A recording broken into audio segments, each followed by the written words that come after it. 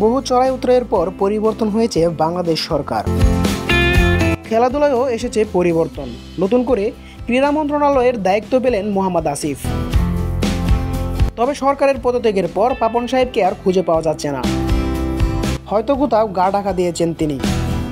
আসিফের Facebook profile ঘাটাঘাটি করে যতটুকু জানা যায়, তিনি একজন তামিমের ফ্যান।